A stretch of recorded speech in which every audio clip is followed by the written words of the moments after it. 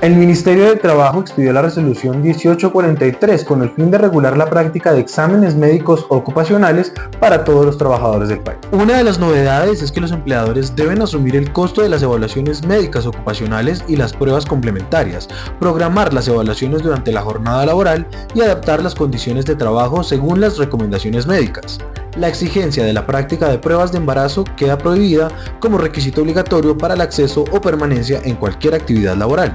La prueba de embarazo solo podrá solicitarse con consentimiento previo de la trabajadora en los casos en los que el trabajo a desempeñar implique riesgos reales o potenciales que puedan incidir negativamente en el desarrollo normal del embarazo.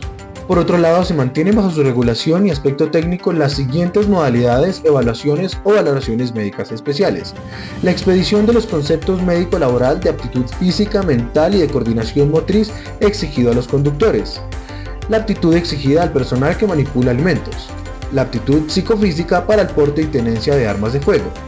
La aptitud para la ejecución de trabajos en baja, media y alta tensión. Y el concepto médico-laboral de aptitud para trabajo en espacios confinados.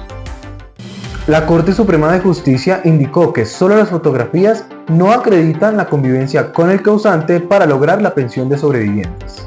La Corte Suprema de Justicia recordó que en virtud del artículo 61 del Código Procesal del Trabajo y la Seguridad Social, en los juicios del trabajo los jueces gozan de libertad para apreciar las pruebas. Si bien el artículo 60 de esta misma norma les impone la obligación de analizar todas las pruebas allegadas en tiempo, están facultados para darle preferencia a cualquiera de ellas sin sujeción a tarifa legal alguna, salvo cuando la ley exija determinada solemnidad. Para dar respuesta sobre las fotografías, introdujeron reflexiones del Consejo de Estado en el sentido de que las fotografías por sí solas no acreditan que la imagen capturada corresponda a los hechos que pretenden probarse, sino que debe tenerse certeza de la fecha y para ello el juez debe efectuar un cotejo con testimonios, documentos u otros medios probatorios. El Ministerio del Trabajo expidió el decreto 0514 de 2025, cuyo objetivo es reglamentar y compilar las normas del Sistema de Protección Social Integral para la vejez, invalidez y muerte de origen común, conforme a la Ley 2381 de 2024 o reforma pensional. Esta normativa establece las condiciones para implementar un sistema pensional más amplio e incluyente, estructurado en 4 modelos de aporte: solidario, semicontributivo, contributivo y de ahorro voluntario. Cada uno de estos componentes busca garantizar una cobertura efectiva y sostenible para distintos grupos poblacionales según sus condiciones económicas y de cotización. La Corte Constitucional estudió los casos de 2 mujeres en estado de embarazo cuyas relaciones laborales con sus empleadores terminaron sin haber contado con la autorización del Ministerio del Trabajo. En el primer caso, la empresa para la que trabajaba aceptó la carta de renuncia en la que ella afirmó que renunciaba porque su jefe inmediato la acosaba laboralmente y no le daba los permisos para asistir a sus citas médicas de control de embarazo. En primer lugar, la Corte reiteró que una persona beneficiaria de la estabilidad laboral reforzada puede dar por terminado su contrato de trabajo mediante renuncia a su empleo. Sin embargo, la terminación solo tiene validez desde el punto de vista de los derechos fundamentales del trabajador cuando la decisión es espontánea, voluntaria y libre de coacción. Cuando las renuncias no cumplen con las características mencionadas, se está ante una renuncia obligada, inducida e involuntaria. En esa situación puede afirmarse que la causa de finalización del contrato de trabajo ocurrió por un vicio en el consentimiento y en consecuencia debe anularse el acto de renuncia. En este sentido, la Corte precisó que las autoridades judiciales tienen el deber de examinar los motivos reales y contextuales que existieron y fundamentaron la renuncia de una mujer ante una situación de violencia o discriminación por motivos de género. La Corte Constitucional indicó que las universidades no pueden imponer barreras arbitrarias que restrinjan el acceso a la educación superior.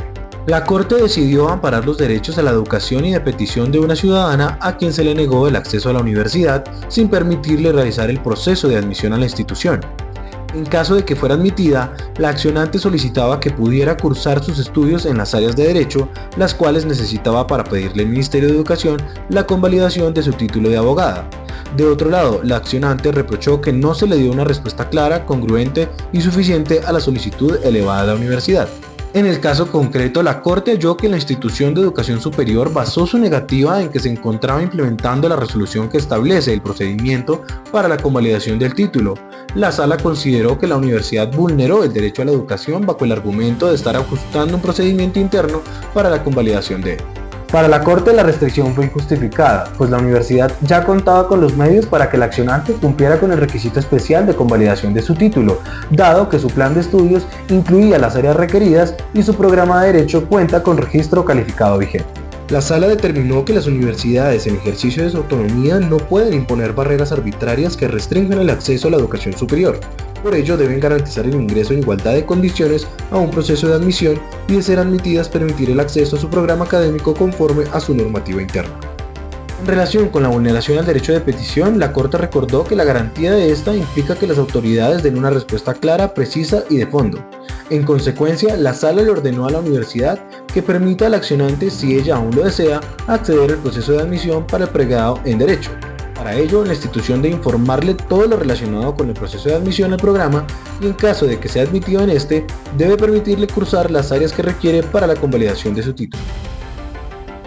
La Federación Colombiana de Educadores FECODE convocó a todos los sindicatos filiales a participar del próximo paro nacional de 48 horas el próximo 28 y 29 de mayo para apoyar la consulta popular y las reformas sociales propuestas por el gobierno nacional. El miércoles 28 de mayo se coincide con un espacio de marchas y movilizaciones en barrios, comunas, localidades y municipios.